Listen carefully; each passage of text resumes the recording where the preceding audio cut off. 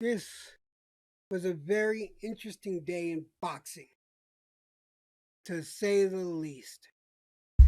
He's the man in the bandana, the man with the charm. He's a dude with the glasses and a lady on his arm. Okay, guys, this video is not going to be a long video. I'm just going to get straight to the point. I'm very upset about the Josh Taylor Jack Catterall fight for this reason. That was a robbery. I had Jack Catterall win. I had Catterall winning that 8-4. I had Jack Catterall winning that fight 8-4, and they gave that shit to Josh Taylor. Now listen, I know Josh Taylor earned those belts. He did. He fought very hard for those belts. But this win that he got today was bullshit. And this is a big part of my problem with a lot of the boxing going on and fights not being judged right. Now I was a Josh Taylor fan. He earned those belts. Undisputed. No question about that. But what happened today was highway robbery. And this is why this type of shit that happens now is the same reason why I left boxing 20 years ago, because I didn't like the way shit was going. You saw, something was obviously wrong with the judging back then, and now seeing it come back like this is very upsetting. But luckily, I got to see other fights today, and I'm gonna tell you right now, I think I saw one of the greatest fights of this year come up. All right, the Martinez fight tonight. Oh, really? Excuse me, but my wife is a Josh Taylor fan. Anyway, um, the Martinez fight tonight I thought was one of the best fights I've seen in a long time. Kudos to both boxers. They put everything out there. They threw it all on the line. No one was holding anything back, and it was a well-deserved victory. That was, for me, in my opinion, that has the potential to be fight of the year. Right now, it's my top candidate for fight of the year. Okay. Um, Gary Antoine Russell and Postal. I'm gonna tell you, Gary Antoine Russell impressed me tonight. He did a good job. I think he's lacking in defense, but it was definitely a good fight. I had that fight. I had Russell winning. It got stopped, right? But I had Russell winning most of the rounds. I only gave Postal two. No, I gave him one round and there was two draws.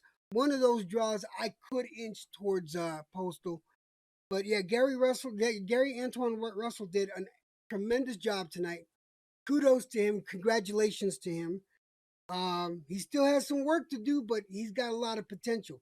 He's definitely got some power. Let's talk about the Colbert Garcia fight. You don't start a fucking fight. You don't.